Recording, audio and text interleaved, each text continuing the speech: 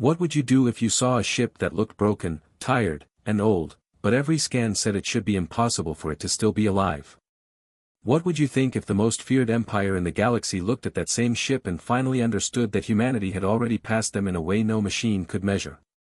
Before we enter the heart of this story, take a moment to like this video, subscribe to the channel, and share it with someone who enjoys powerful sci-fi stories about humanity standing where no one expected them to stand. The station was called Meridian Cross. It floated at the edge of neutral space, far away from the flags and borders of every major power. It did not belong to one empire, one alliance, or one race. It belonged to silence, law, and careful meetings between species that did not fully trust each other. From a distance, the station looked calm. Its rings turned slowly. Its docking lights blinked in soft patterns. Ships came and went through long approach lanes, each one watched by station traffic control and by the silent weapons hidden behind the station hull. But everyone in the galaxy knew the truth. Meridian Cross was not peaceful because people were kind there. It was peaceful because every species was afraid of what would happen if someone broke the rules. Varric had studied the station many times in reports. He had seen maps of it. He had seen council files, security notes, technical charts, and diplomatic warnings. He knew which dock belonged to which delegation. He knew where the scanning bays were. He knew the emergency evacuation routes. But he had never been there in person. Now he sat inside a council shuttle, moving slowly toward the main docking ring, and for the first time he felt the station around him as something real. Beside him sat Sola, his young assistant. She had been quiet for most of the journey, but Varric knew she was nervous. She always became very still when she was trying not to show fear or excitement. Behind them stood Commander Dreth, the military observer assigned by the Galactic Council. Dreth was not a scientist. He did not speak much. He was there because the council believed this scan might become more than a scientific inspection. Varric had not argued. The shuttle turned toward Port 7. That was when Varric saw the human ship. At first, his mind tried to place it inside known categories. Destroyer class. Human military vessel. Active service. Mid-range tonnage. Diplomatic detachment. Voluntarily docked for full council scan. All of those details were in the file. None of them mattered when he saw it. The ship was called the ISV Dauntless. It was not the largest vessel Varric had ever seen. Empire cruisers were longer. Slen dreadnoughts were wider. The old Keth siege ships could make it look almost small if judged only by size. But the Dauntless had something that size did not explain.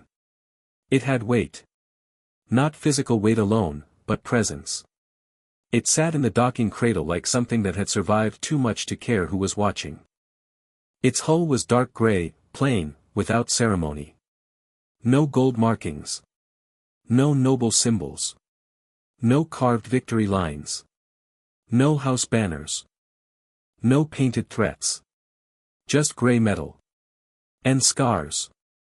So many scars that Varric leaned closer to the shuttle window before he realized he had moved. The hull was patched in dozens of places. Some panels were newer than others. Some repairs sat on top of older repairs. Weld lines crossed the skin of the ship like thick marks left by heat and pressure. Long sections on the port side were a slightly different shade, as if whole pieces had been torn away and replaced during different years, by different crews, in different docks. Sola moved closer. The file said the ship had hull wear, she said softly. Varric did not look away. The file was being polite. There were places where the repair plates had repairs of their own. That was what stayed with him first. Not the damage. Damage was normal. Warships were damaged all the time. The galaxy was full of ships that had been wounded and fixed. But this was different. Most species repaired ships to hide the wound. They polished the hull. They matched the metal tone. They removed the visual memory of weakness.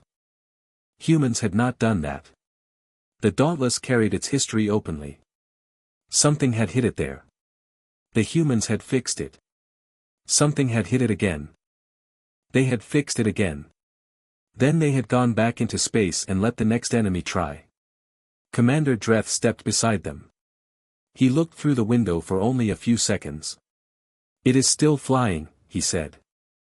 Varric nodded. "Yes. That is the important part." The shuttle docked with Meridian Cross. The team moved through customs, security, and council reception. Everything was formal. Everything was polite. The humans had agreed to the scan without protest, without delay, and without demands. That alone had troubled Varric. The request had come from the Keth Empire 2 months earlier. The Keth ambassador was old, careful, and famous for never asking questions unless the answers mattered. She had stood before the council and asked for a neutral scientific scan of a human warship. Not the newest human ship. Not their strongest. Any normal vessel that humanity was willing to provide. Her words had been simple. "We need to understand what we are dealing with." The council had dressed the request in polite language. They called it routine. They said it was part of cooperation between emerging powers and older civilizations. Everyone knew that was a lie. Humanity had entered the wider galaxy only 60 years earlier. 60 years was nothing to the old powers. Some empires had trade laws older than that. Some fleets still used command rituals written before humans had discovered interstellar travel. At first, humanity had seemed manageable. They talked. They traded. They learned languages quickly. They negotiated with surprising patience. They laughed at strange moments, but not in a hostile way. They asked direct questions. They adapted fast. Then came the wars. 7 wars in 60 years. 2 started by humans. 5 started by others. Those 5 species had all made the same mistake. They had looked at humanity, measured its age, its territory, its fleet size, and its political weight. Then they had decided humans could be pushed, used, frightened, or removed. 3 of those species no longer held the same territory they had held before the war. 1 had been reduced to a single broken system. Another survived, but only after signing a peace agreement so painful that its military doctrine was rewritten from the ground up. The Keth Empire had watched all of it. The Council had watched too. Humanity was not the oldest. Not the richest. Not the most advanced in every field. Not the largest by population. Not the strongest by fleet numbers. And yet, when war came, humanity kept winning. Or maybe, Varric thought, winning was not the right word. They kept remaining. That was what the Dauntless seemed to say from the dock. The first scan began at station time 0900. The equipment was the finest the Council could provide. Deep hull resonance readers. Thermal map arrays. Structural history scanners. Composition analyzers. Energy trace systems. Varric had used similar tools on 43 alien vessels over 30 years. He trusted data. Data did not panic. Data did not exaggerate. Data did not tell stories to make itself feel safe. The first results came from the hull. Varric read them. Then he read them again. "Sola," he said. She came over. Her eyes moved across the screen, and all 4 of her hands became still. The hull of the Dauntless was not 1 armor system. It was 5. The outer layer was a ceramic impact composite. It was designed to take the first strike and burn away in a controlled pattern, spreading the force across a wider area. It was expensive, heavy, and effective. Behind that was a flexible metal weave. If the first layer failed, the weave caught the remaining force and spread it again. Behind that was the main structural frame, a rigid skeleton built to absorb and carry the distributed force. Behind that was a heat-resistant inner lining that protected crew spaces and vital systems from thermal transfer. And woven through the main frame was a magnetic shielding mesh, built to weaken directed energy weapons before they could fully bite into the ship. 5 layers. 5 answers to 5 different ways to die. Sola stared at the data. "This is not armor," she said. "This is a refusal." Varric almost smiled. It was not a scientific phrase, but it was accurate. He ran the mass calculations. The hull was far heavier than standard destroyer design would allow. It made the ship slower. It made it harder to turn. It increased fuel demand. It made every repair more complex. A normal engineering board would have removed at least 2 layers. Speed saved ships. Agility saved ships. Efficiency saved fleets. Humans had made a different choice. They had accepted every cost. And the 5th layer, the magnetic mesh, had been added later. That meant the original design had 4 layers. At some point, 4 had not been enough. Something had taught humans that lesson. Instead of replacing the design with something lighter, they had added more protection. Varric thought of the port side damage. 11 repair cycles in one long section, by his rough count. 11 times that area had been damaged badly enough to need major plating work. The Dauntless had not been spared. It had been tested. The weapons scan came next. The Council agreement required the human weapons to remain powered down and sealed, but external housings and internal architecture were still visible to the scanners. A destroyer of similar mass in the Veth fleet carried 28 external weapon points. The Dauntless carried 46. Not larger weapons. Not mysterious weapons. Not impossible weapons. More weapons. More angles. More coverage. More ways to keep firing after parts of the ship had been damaged. Dreth looked at the number for a long time. "Do you know what soldiers call this kind of design?" he asked. Sola looked at him. "What?" "Refusal," he said. She glanced at Varric. Dreth continued. "It means the ship was built by people who expect to lose systems during battle and have no intention of losing the battle with them." Then he walked away. By the end of the external scan, Varric had marked more priority flags than he had ever marked on one vessel. The engines had been upgraded past original rating. The forward sensors had been extended for longer detection range. The point defense grid was twice as dense as expected for a destroyer. Every system seemed to carry the same thought. More. More armor. More weapons. More sensors. More backups. More cost. More weight. More trouble. Every choice made the ship harder to build and harder to maintain. Every choice made it harder to kill. Varric stood at the observation window after the scan finished. The Dauntless remained silent in its cradle. No human officer came to explain anything. No diplomat came to soften the findings. No one interrupted. But the ship was watching them. He had checked the port cameras. 3 had shifted during the day, tracking the scan team as they moved. The humans were letting them look. Varric was beginning to suspect that was the point. The next morning, they went inside. The airlock gave the first lesson. It was larger than Veth standard, built for human bodies, with heavy doors and thick seals.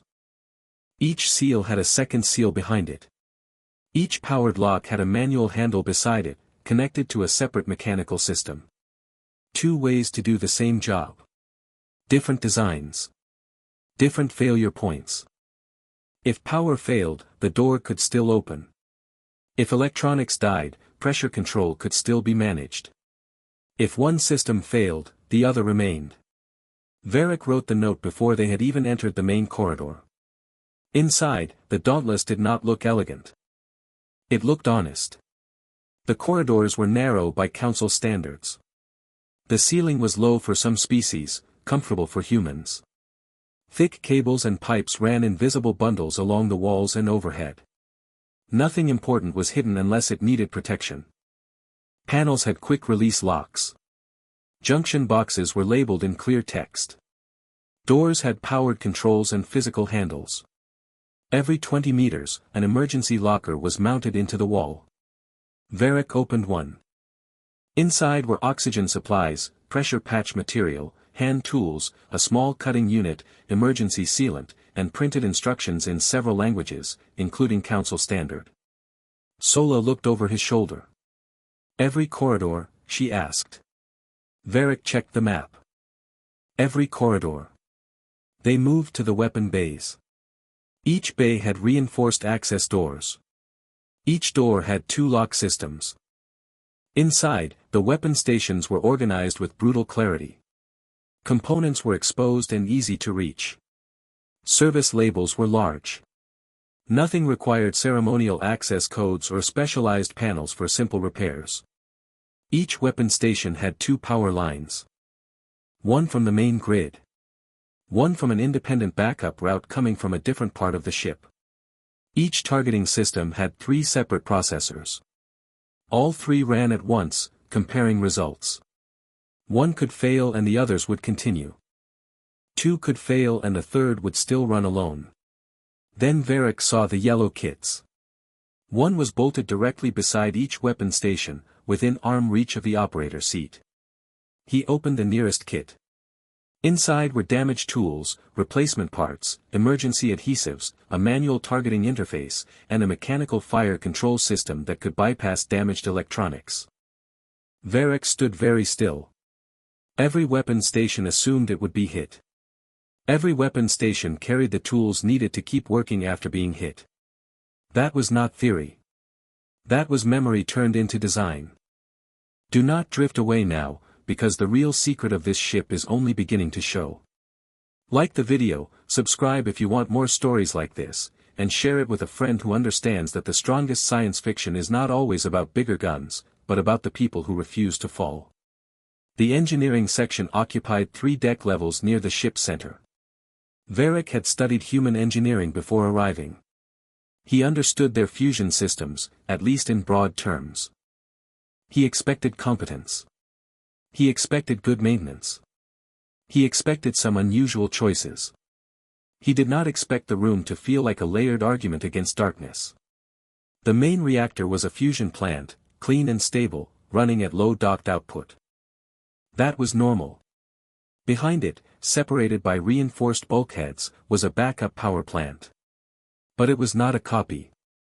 It used a different design, different fuel, different layout, and different maintenance logic. A failure that destroyed the main reactor would not automatically destroy the backup, because the backup did not fail in the same way. Behind that was a smaller third power system, isolated again. It could not run the full ship, but it could support life support, basic navigation, emergency communications, and low-thrust movement for a long time. Then Varric found the battery banks. They were not small reserves. They were a massive stored energy system built into protected structural zones. The batteries could keep life support and core systems alive for 72 hours without active power generation. 72 hours. 417 crew members kept breathing for 3 days while the ship had no living power plant. Varric looked at the human engineering officer assigned to escort them. The officer was young, calm, and watchful. "What do you call this system?" Varric asked.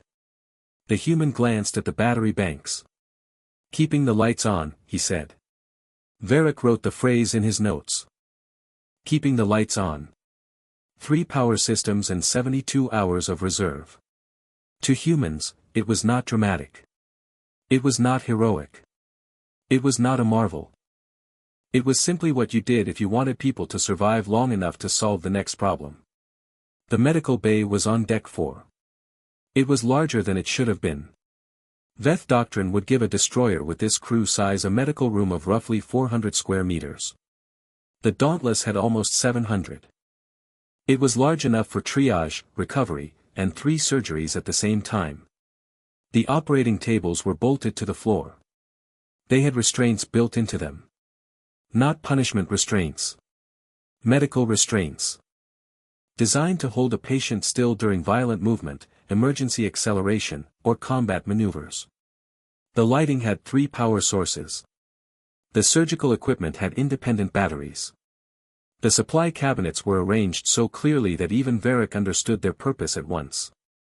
This room was designed to work while the ship was still fighting. Sola accessed the medical logs allowed under the council agreement. "Varric," she said. Her voice changed his posture before he reached her. The Dauntless had performed 47 serious trauma procedures in the past 2 years. Not basic injuries. Not sickness. Severe combat trauma. The kind of injuries that most ships would evacuate to a station hospital. 47 cases treated on board. Survival rate, 91%. Varric stared at the number. Dreth came closer. He read the screen and said nothing for several seconds. 91%, he said at last. Yes. During or after combat? Sola checked the timestamps. Many during. Some immediately after. Dreth looked at the operating tables. They planned to operate while under fire. Varric nodded. Yes. The commander walked to the far end of the room, where recovery beds stood ready and empty. They bring them here from the bridge, the guns, the engine rooms, he said. They keep them alive, and when possible, they send them back. There was no admiration in his voice. There was understanding. Sola kept reading. There is more, she said. She turned the screen. Several injuries came from manual repair operations during active damage events. Crew members had been hurt while fixing the ship, while the ship was still under attack. Varric thought of the yellow kits in the weapon bays. The manual handles. The exposed conduits. The emergency lockers every 20 meters. Human ships were not designed only to survive impact. They were designed for people to crawl into broken sections, with smoke in the air and alarms screaming, and put the ship back together before the next strike landed. That required more than technology. It required a crew that believed repairs were still worth doing while the enemy was still firing. They moved into the crew quarters next. The rooms were small. Smaller than Varric expected. Each cabin held only what was needed, a bed, storage, a work surface, a personal screen, and little open space. From the outside, every door looked the same. Inside, every room was different. Photographs covered the walls. Physical photographs. Printed images, flat and simple, fixed to the wall with strips, clips, magnets, and small frames. By galactic standards, it was almost primitive. Any species could carry thousands of perfect hollow memories in a data crystal. A wall image could be projected. A scent memory could be simulated. A voice could be preserved in full. But humans had printed photographs. People laughing. People standing in sunlight. Families around tables. Children held in arms. Friends in uniforms and civilian clothes. An old woman with her hand on a younger man's face. A group of humans standing beside water. A child missing teeth and smiling proudly. A couple in formal dress. A dog with one ear up and one ear down. The crew had brought the people they loved into a warship. Varric stood in one cabin and looked at a picture of 4 humans near a lake. 2 were laughing so hard their faces were bent with it. The other 2 were holding something between them. Trees stood in the background. He did not know their names. He did not need to. That picture was not decoration. It was an answer. Why do you keep going? Because they are there. Because this place, this person, this child, this family, this memory, must remain real. The Veth did not keep personal images in military quarters. Their doctrine separated private life from duty. It was efficient. Clean. Controlled. Humans had done the opposite. They slept surrounded by what they could lose. In the mess hall, Varric found the drawing. One wall was covered with a hand-drawn landscape. Not a printed image. Not a projection. Pencil and ink directly on the wall surface. Mountains in the distance. A river below. Small houses along the bank. Fields. A road bending away behind trees. The work was careful, full of small details that could not have been finished quickly. Someone had spent months on it. Maybe years. A crew member had stood in a mess hall, on a warship far from Earth, and drawn home from memory. Sola stood beside Varric. Whoever made this has been away for a long time, she said. Yes. Does drawing it make that easier? Varric looked at the river on the wall. I do not know. He thought of the 5-layer hull. The medical room. The repair kits. The battery banks. The room full of weapons. Then he looked at those drawn mountains. The ship was not a machine of war alone. It was a container for memory. That made it more dangerous, not less. Because a species that fought only for pride could be negotiated with through pride. A species that fought only for power could be balanced with greater power. But a species that carried home on the wall of a destroyer was fighting for something no treaty could easily replace. Later, they searched the captain's log. The agreement gave access to non-classified records, including mission summaries. Varric did not read all 22 years. He searched around major damage events found in the hull scan. The first entry he opened came from 8 years ago, after a severe engagement. The captain had written, "We lost 31 today. Engine room fire took 12 before suppression reached the section. The others could not be reached in time. We tried. There was no path through. I have written 31 letters. I will send them when we dock. The ship is flyable. We continue the mission." Varric read it 3 times. 31 dead. 31 letters. Ship flyable. Continue. No grand speech. No heroic words. No attempt to make pain beautiful. Just loss, duty, and the terrible forward motion of command. He found another entry 6 months later, when the ship returned home after 14 months away. Docked at home port. Most of the crew has family here. I gave everyone 72 hours. It will not be enough. It never is. But it is what we have. Henderson's daughter was born while we were out. He met her today. Not enough, but something. We reassemble in 72 hours. Sola read over his shoulder. They know exactly what this costs them, she said. Varric did not answer. He had already reached the same thought. Humans were not fearless because they had no attachments. They were terrifying because they had so many attachments and went anyway. The armory completed the pattern. Every crew member had a personal sidearm. That was expected. Human sidearms were practical, simple, and well maintained. But beside each sidearm was a second weapon. Not a spare. Not the same model. A different weapon with a different purpose. Every crew member had 2 personal combat options. If one failed, the other might work. If one was wrong for the situation, the other might be right. The same logic again. From hull to reactor. From reactor to medical bay. From medical bay to personal weapon. Humans did not ask if something would go wrong. They asked what they would do after it did. The deep structural scan was ready the next morning. Varric had slept badly. The hull surface showed scars. The interior showed choices. But deep structure would show history. It would read the bones of the ship, the stress patterns and heat scars hidden inside metal, the record of impacts, repairs, bends, and survival. He opened the file at 0700. The first major damage record came from 11 years earlier. A capital-class weapon had struck the starboard forward section. The force should have crippled a destroyer. The outer armor had burned away. Internal compartments had been sealed. Emergency bulkheads had held pressure. But the important part was the frame. The main support structure had bent. Not cracked. Not broken. Bent. A permanent deformation.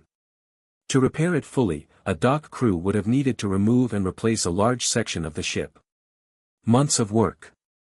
Enormous cost. The humans had done something else. They reinforced the opposite side of the vessel. They added mass to the port frame. They changed how stress passed through the ship. They recalibrated navigation so the Dauntless could fly with slight structural asymmetry. The ship after that battle was not exactly the same ship as before. It flew differently. Humans had accepted that. They did not restore the Dauntless to perfect shape. They taught it to live with the wound. The second major record came from 4 years ago. Both primary drives had been destroyed. A shock wave had passed through the hull, stressing joints across the entire frame. Many ships would have torn themselves apart at their weakest points. The Dauntless held. It ran on backup power for 6 days. Varric had already read the log from day 3. Morale is holding. Engineering has restored partial thrust from an auxiliary unit. Medical situation stable. I told the crew what I always tell them. We have done harder things than this. We are going to be fine. I believe this. I would not say it if I did not believe it. Varric thought about that sentence. I would not say it if I did not believe it. A captain in crisis, speaking hope only because she believed it was true. Not comfort. Not theater. Truth sharpened into morale. The third record came from the aft lower hull. Internal explosion. Not a weapon strike from outside. A blast from within the ship. High heat. Rapid pressure expansion. Severe compartment damage. Sola cross-referenced the medical logs. 11 serious injuries in that period. No names. The agreement protected personal details. But Varric imagined the medical bay, the bolted tables, the surgeons working under emergency lights, and the ship still moving around them. Then the scan flagged something unusual. Item 31. Deck 7. Lower section. Not damage. A structural feature. A room. The ship schematic labeled it as a secondary damage control station. The scan disagreed. The walls were too thick. The framing was heavier than needed. Large conduits ran from the room outward through hidden routes. The pathways did not appear on the official system map. The conduits reached toward the outer hull in several directions and inward toward core systems. Varric looked at Sola. We need to see this room. Deck 7 felt different from the rest of the ship. Narrower. Quieter. More mechanical. Fewer crew moved there. The air seemed colder, though the temperature was standard. The room stood at the end of a dead corridor. Its door had 3 locks. Electronic keypad. Physical combination lock. Biometric hand reader. 3 systems. 3 access methods. 3 barriers. The council agreement did not allow forced entry, and the human escort did not offer to open it. So Varric scanned from outside. The results came in slowly. The room was mostly empty. Thick walls. Reinforced floor. A control panel inside. Heavy conduits branching outward through the structure. Old thermal residue inside the lines. The system had been tested once. Long ago. Before active service, most likely. Dreth came closer when Varric called him. The commander looked at the readings. His face did not change, but the silence around him seemed to harden. How much yield? Dreth asked. Varric ran the numbers. Then he ran them again. Enough to destroy the Dauntless completely, he said. And everything within about 50 kilometers. Sola looked at the locked door. This is a self-destruction system. Dreth did not move. No, he said. Sola turned. What else could it be? Suicide is giving up, Dreth said. This is not giving up. Varric watched him. Dreth looked at the door as if he understood the people who had built it. This room says that if you take the ship, you still do not win. If you kill the crew, you still do not win. If there is no other option left, they decide the final cost. Not the enemy. No one spoke for a while. The room had been built before the Dauntless launched. It was not added after disaster. It was not panic turned into engineering. It was original design. Humans had planned for the worst case before the first crew member ever walked aboard. They had planned even for losing. Not because they expected to lose. Because leaving the worst outcome unplanned was not acceptable to them. Varric thought of the photographs. The mess hall drawing. The captain's letters. The trauma survival rate. The repair kits. The ship with its bent frame and patched hull. Then he looked at the locked door on Deck 7 and understood the shape of the whole design. Humanity had not built a ship around victory. They had built a ship around refusal. You have seen the ship now, but the meaning is about to become much deeper.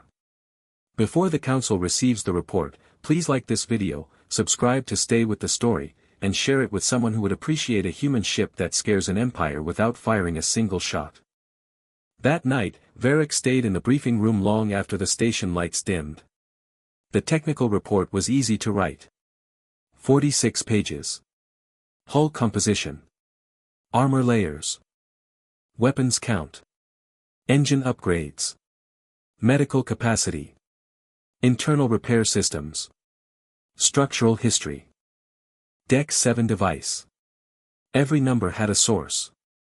Every claim had a scan record. Every chart was clean. It was accurate. It was also not enough. Varric sat for a long time, reading the report back to himself. Anyone could look at the numbers and think they understood. 5 armor layers. 46 weapon points. 3 power systems. 72 hours of battery reserve.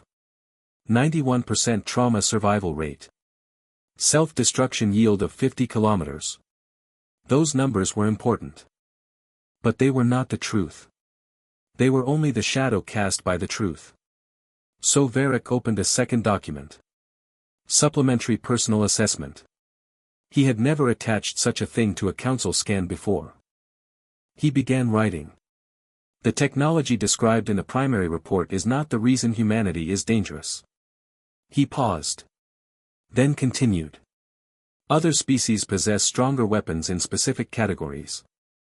The Keth Empire can produce greater firepower per capital vessel. The Moran have faster long-range drives. The Slen build hull systems that exceed human armor by several measures. If humanity is judged by any single technical metric, they are not the first in the galaxy. But the Dauntless shows something different. Every system aboard this ship carries the same belief. The belief is not that humans will win easily.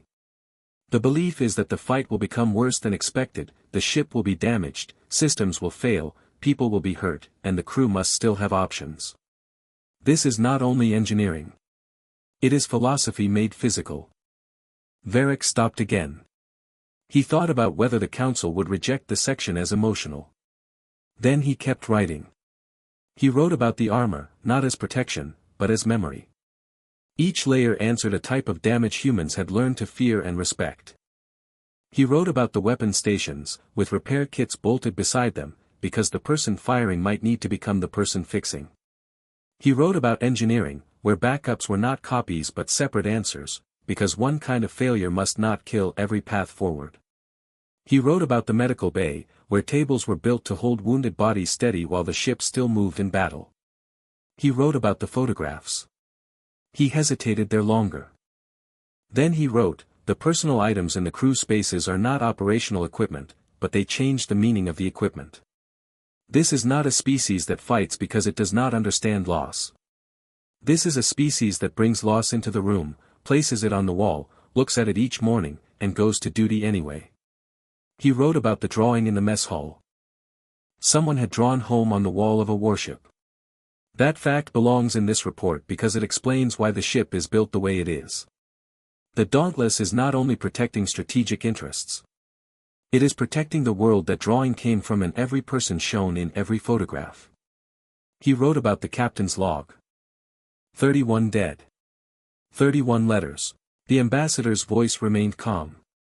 We kept asking why humanity survived. The Dauntless answers. Their ships are built the way their civilization responds. Damage does not end the system. The report was sent. Not all of it became public. The technical details of Deck 7 were restricted, but the strategic assessment circulated widely. Enough information spread that within days, every major power knew the same basic conclusion. Humanity was not impossible because of one weapon. Humanity was impossible because it kept turning disaster into another stage of the fight. At Port 7, the Dauntless remained docked for another day. During that time, Varric requested permission to return aboard and speak with Captain Searle. Permission was granted. He found her in the mess hall. Not on the bridge. Not in a command office. She stood before the wall drawing, holding a cup of something dark and hot. A few crew members sat at tables nearby, eating, laughing quietly, reading messages from home. They noticed Varric, then returned to their own lives. That relaxed response surprised him more than alarm would have. Captain Searle did not turn immediately. "You sent the full report," she said. "Yes." "Good." Varric stood beside her and looked at the drawn mountains. "Who made this?" "Chief Engineer Luis Ortega," she said. "He started it during our second long deployment." Said the wall looked too empty. "Is it his home?" "A version of it. Memory changes things." "Does he still serve aboard?" "Yes." Varric looked around the mess hall. "Does he know the council saw it?" "He knows." "And he agreed?" The captain smiled faintly. "He said if the galaxy was going to judge us, it might as well know we have taste." Varric did not fully understand the humor, but he understood enough. A young human walked past carrying a tray. He nodded to the captain, then to Varric, then kept moving. Varric asked, "Are they worried?" "About the report?" "Yes. Some. Mostly they are curious what everyone else will do with it." "And you?" Captain Searle sipped from her cup. "I already know what everyone else will do with it." Varric waited. "Some will respect it. Some will ignore it. Some will resent it. Some will decide it means we are a threat. Some will decide it means we are useful. A few will understand that the safest choice is to be decent neighbors. And the rest? The rest will become stories later." Again, no pride. Just that calm human certainty. Varric looked at the people in the mess hall. They were not monsters. They were not machines. One crew member was showing another something on a small personal screen. Someone laughed with a hand over their mouth. Someone else sat alone, reading a message with red eyes and a careful face. Humanity had surpassed the old powers, but not by becoming cold. That was the part the Empire had missed. The galaxy's ancient civilizations had spent centuries removing weakness from their systems. They hid pain. They polished scars. They separated emotion from command. They designed ships to look perfect, crews to act perfect, officers to speak in perfect doctrine.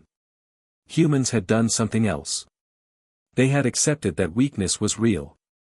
Then they built around it. People miss home, so put home on the wall. People get scared, so train them anyway. Systems fail, so give them backups. Backups fail, so give them manual controls. Crews get hurt, so build a hospital that works during battle. Ships bend, so teach the navigation to fly bent. Defeat may come, so lock the final answer behind 3 doors and make sure it works. This technology is impossible, Varric thought, because it is not only technology. It is grief with tools. Love with armor. Fear with discipline. Hope with emergency power. Captain Searle looked at him. "You understand now?" It was not a question. "I think so," Varric said. "No," she said. "You do." He looked back at the drawing. "What will humanity do if the galaxy fears you?" "That depends." "On what?" "Whether fear makes them careful or cruel." "And if it makes them cruel?" She set down her cup. "Then we will prepare." The answer should have sounded threatening. It did not. It sounded like weather. A storm may come. Close the shutters. Check the doors. Count the supplies. Keep the lights on. Varric left the Dauntless an hour later. At the airlock, he passed a repair team moving toward the port side hull. They carried tools and replacement plating. One of them was laughing about something. Another had music playing softly from a wrist unit. They were going to repair scars that were older than some young officers. Not erase them. Just make sure the ship remained ready. The report changed the galaxy faster than anyone expected. Within 2 weeks, 3 border species requested updated diplomatic channels with human space. 2 suspended planned military exercises near human trade lanes. The Moran Trade League quietly reopened negotiations it had delayed for years. The Slen Combine did nothing publicly. That worried Dreth. The Keth Empire sent no threat, no praise, and no alliance offer. Only a short message from the ambassador to the human diplomatic office. The message contained one sentence. We understand enough to choose peace. Captain Searle showed it to Varric before the Dauntless departed. High praise from the Keth, she said. Varric looked at the sentence. Do you trust it? For now. For now is enough. For now is what anyone ever gets. The Dauntless was scheduled to leave Meridian Cross at station time 1400. Varric went to the observation deck to watch. Sola came with him. Dreth arrived a few minutes later and stood without speaking. The docking clamps released first. Then the service arms drew back.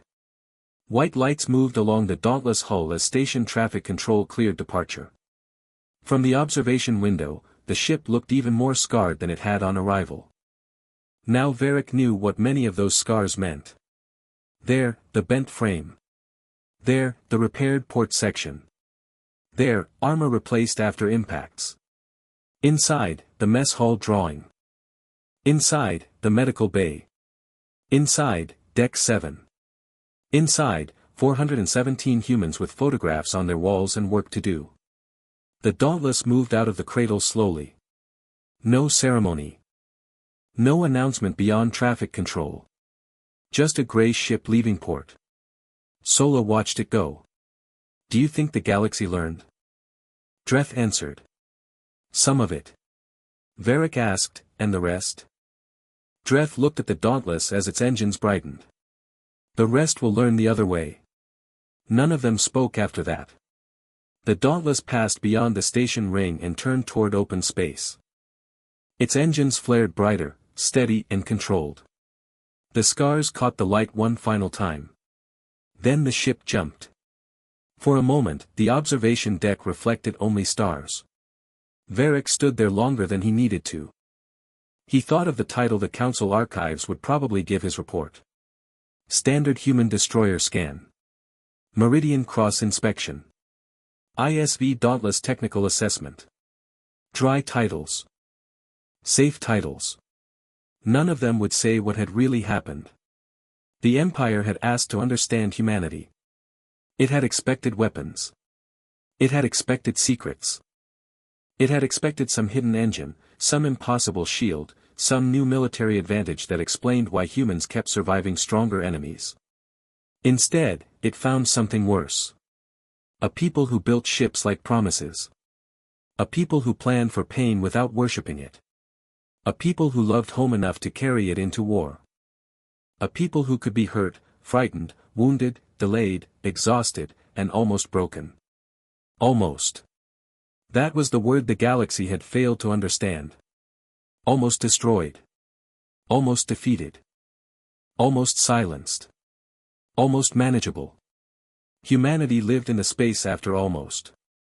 And in that space, they repaired, reloaded, rerouted power, wrote letters, buried their dead, drew mountains on mess hall walls, and went back out again. That was the impossible technology. Not the hull. Not the weapons. Not the room on Deck 7. Those were only expressions of it. The true impossible technology was the human decision to continue. The old powers had spent ages learning how to win. Humanity had learned something more dangerous. How not to stop. We are close to the end now, and if this story made you feel the weight of that gray ship and the people inside it, give the video a like, subscribe for more original sci-fi stories, and share it with someone who needs to hear why humanity is never just manageable. Months passed. Varric returned to his normal work, but normal work no longer felt the same. He scanned other vessels. He reviewed fleet designs. He wrote reports that were clean, useful, and correct. Yet every time he saw a perfect hull, he thought of the Dauntless. Every time a ship's systems were hidden behind smooth panels, he thought of human conduits left visible for repair. Every time he saw a command deck designed for beauty, he thought of manual handles beside every human door. The galaxy continued as galaxies do. Trade disputes rose and fell. Border arguments flared. Diplomatic messages traveled between worlds. Ambassadors smiled without warmth. Admirals counted ships. But the report remained. It moved quietly from office to office, academy to academy, fleet command to fleet command. Young officers read it. Old strategists argued over it. Some dismissed it as emotional. Others copied passages into private doctrine notes. The Keth Empire read it most carefully. That surprised no one. The Keth had not survived 3,000 years by ignoring uncomfortable information. In the imperial capital, deep inside a black stone military hall, the ambassador who had requested the scan stood before the war throne and presented her recommendation. Varric was not there, but later he read the official summary. The Keth Empire would not seek conflict with humanity. It would open controlled diplomatic expansion. It would update all military engagement models. It would classify human forces as high-persistence adversaries. That phrase became famous. High-persistence adversary. It sounded clinical. It meant something simple. If you hit them, they keep coming. If you hurt them, they adapt. If you corner them, they become more dangerous. If you defeat them, make sure defeat is real, because anything short of that is only the next phase. Not everyone listened. There was always someone who believed reports were written by cautious minds to slow bold action. 6 months after the Dauntless left Meridian Cross, a small empire called the Orasi Dominion crossed into human-protected trade space. The Orasi were ambitious, proud, and newly armed. They had bought old cruiser hulls from the Slen, upgraded their weapons, and convinced themselves that humanity's reputation was inflated by fear. Their prince gave a speech before the attack.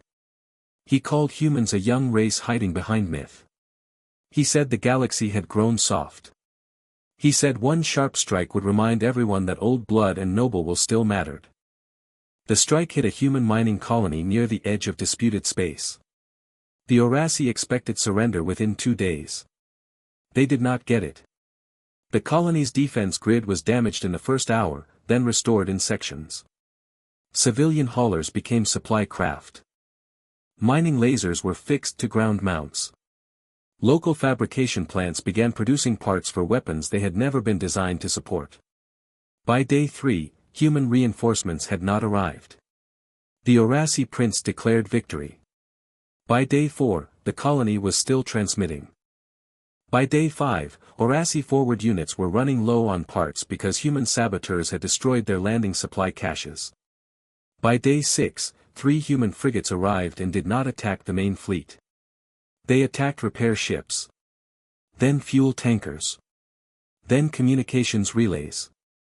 The Orasi fleet turned to engage, but the frigates kept moving, kept fading, kept returning at the worst possible moments. By day 10, the first human destroyer group arrived. The Orasi still had more tonnage in system. They still had larger ships. They still believed they could win. Then the human ground defenders, who had been pinned inside mining tunnels for days, broke out behind Orasi lines with equipment repaired from damaged drilling machines. By day 12, the Orasi prince requested terms. Human command gave him one chance to withdraw. His advisors urged him to accept. He did not. By day 14, the Orasi flagship lost main power after a human boarding drone entered through a damaged service port that Orasi engineers had considered too small to matter. By day 15, the prince surrendered. His empire survived. Barely. The Keth ambassador was later heard saying, "Some lessons do not travel well in writing." When Varric read the battle summary, he did not feel satisfaction. He felt tired. The report had been clear. The Orasi had seen numbers and ignored meaning. After the conflict, a damaged human frigate docked at Meridian Cross for repairs. Varric visited the observation deck out of habit. The frigate was smaller than the Dauntless, but it carried the same visual language. Plain gray hull. Practical lines. Visible scars. Repair plating already underway. A group of station workers watched it in silence. One of them whispered, "How are they still flying?" Varric answered before he could stop himself. "Because they plan to be." The worker looked at him, confused. Varric did not explain. Some truths required more than one sentence. Years later, the Dauntless became a case study at military academies across the galaxy. Not because it was the strongest ship. It was not. Not because it won the largest battle. It did not. Not because its captain became a conqueror. She did not. The Dauntless became important because it changed the question. Before Meridian Cross, most powers asked, "How strong is humanity?" After Meridian Cross, the better ones asked, "What does humanity do after strength fails?" That question saved lives. Not everywhere. Not always. But enough. There were fewer careless attacks. More careful diplomacy. More species that paused before testing human borders. More admirals who understood that the first battle was not the war. Humanity noticed. Of course they did. They were not blind to fear. They simply preferred usefulness over theater. They traded with those who came honestly. They fought those who came violently. They helped rebuild worlds after conflicts when peace terms allowed it. That confused many species even more than human endurance. The Orasi Dominion received human engineering aid 2 years after the border war. Their prince, now older and much quieter, asked why. The human diplomat answered, "Because the war is over." To humans, that was enough. To the Orasi, it was impossible. To the Keth, it was further confirmation. Humanity did not fight because it loved destruction. It fought because once conflict began, it refused to let destruction have the final word. Varric met Captain Searle one last time 12 years after the Meridian Cross scan. By then, Varric's face had aged. Sola had become a senior surveyor in her own right. Dreth had retired, though Varric's suspected retirement had not softened him. The meeting took place at a council ceremony marking the end of a long border stabilization project. Humanity had played a major role, not through conquest, but through logistics. Human ships had kept supply lanes open during famine relief, pirate suppression, and evacuation runs. One of those ships was the Dauntless. Older now. Still flying. Varric saw it through the station window before he saw the captain. More scars. New panels. More repairs layered across old repairs. Still gray. Still patient.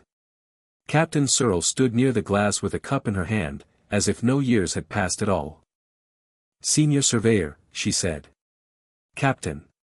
You look like someone who has seen too many reports. You look like someone who has caused too many." She smiled at that. A real smile this time. They watched the Dauntless together. "Still in service," Varric said. "For now." "How many engagements?" 31. Varric absorbed that. "Still flying. Still flying." He looked at her. "Do you ever think it should rest?" The captain was quiet for a while. "Yes." That answer surprised him. She continued, "Ships are like people. Sometimes they carry more than they should. Sometimes everyone keeps asking them for one more trip because they have always made it before. Will you retire it? When it is time. How will you know?" Captain Searle looked at the Dauntless. "When keeping it in service becomes about pride instead of purpose." Varric thought that was a very human answer. Careful. Unsatisfying. True. He asked, "And you? What about me? When will you rest?" She laughed softly. "That is a harder engineering problem." For a while, neither spoke. Then Varric said, "The report changed things." "I know. Not enough for everyone. Nothing is enough for everyone. But enough for some. That is usually what peace is," she said. Enough people understanding enough of the truth for long enough. Varric looked at the ship. Do you know what the Academy calls the Dauntless now? No. The impossible technology case. Captain Searle frowned. That sounds dramatic. It is. What do they think the impossible technology is? Depends who teaches it. Some say redundancy. Some say combat repair doctrine. Some say morale systems. Some say distributed survival architecture. And you? Varric looked at the scars. I say it is the decision to continue. The captain was silent. Then she nodded once. Yes, she said. That sounds closer. The ceremony began behind them, full of speeches and polished language. Neither of them turned right away. Outside the window, crews moved across the dauntless hull. Tiny figures in repair suits checked plating, sealed joints, and replaced damaged sensors. The ship had crossed wars, disasters, political storms, and distances that would have made older vessels museum pieces. It was not beautiful in the way empires understood beauty. It was beautiful in the way a hand with scars is beautiful. Because it had worked. Because it had held. Because it had reached for something and not let go. Varric never forgot the first time he saw the Dauntless. The gray hull. The layered scars. The port cameras watching. At the time, he thought he was looking at a human warship. He had been wrong. He was looking at a statement. We know the universe is dangerous. We know everything breaks. We know people die. We know fear. We know grief. We know the distance between home and duty. We know victory can be ugly. We know loss can come close enough to touch. And still, we prepare. Still, we repair. Still, we go. The Empire understood at last that humanity had surpassed them, but not in the way its admirals had feared. Not with a secret cannon. Not with a shield no one could break. Not with engines that outran light itself. Humanity had surpassed them by accepting reality more completely than they did. The old powers built monuments to strength. Humanity built tools for after strength failed. The old powers polished away weakness. Humanity labeled it, stored parts beside it, trained someone to fix it, and kept moving. The old powers believed fear was something to hide. Humanity turned fear into checklists, drills, armor, letters, songs, jokes, photographs, and stubborn hands on broken controls. That was why the Dauntless mattered. That was why the Keth ambassador asked for the scan. That was why the council fell silent. That was why the Orasi learned too late. That was why Varric's report remained in Academy archives long after newer ships, stronger weapons, and faster engines entered service. Because the report was never really about a destroyer. It was about a species. A species the galaxy had called young. Manageable. Useful. Limited. Too emotional. Too stubborn. Too slow to understand its place. Then the galaxy saw the ship. And the ship said nothing. It only sat there in Port 7, scarred and gray, while the best scanners in the council read its skin, its bones, its rooms, its memories, and its final locked answer. The Empire had wanted to know what humans could do.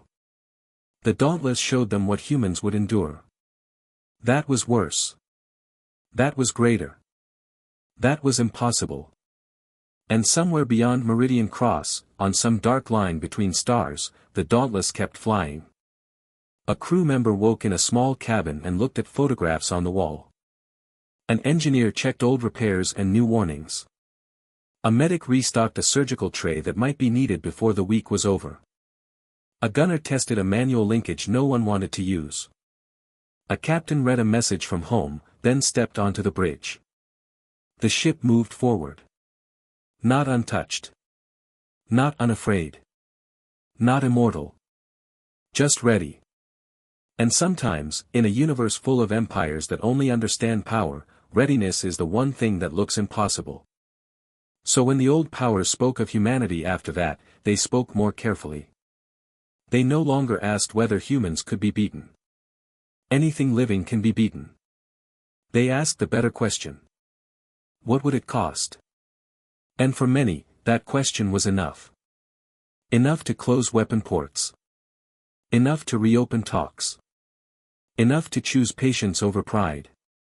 Enough to leave the gray ships alone when they passed through the dark, carrying photographs, repair kits, backup power, old scars, and quiet people who knew exactly what they were protecting. The Dauntless did not need to threaten anyone. It only needed to keep flying. And the galaxy, at last, understood. Before you leave, if this story stayed with you, press like, subscribe to the channel, and share it with a friend who loves stories where humanity is not perfect, not peaceful because it is weak, and not dangerous because it is cruel, but impossible because it refuses to stop.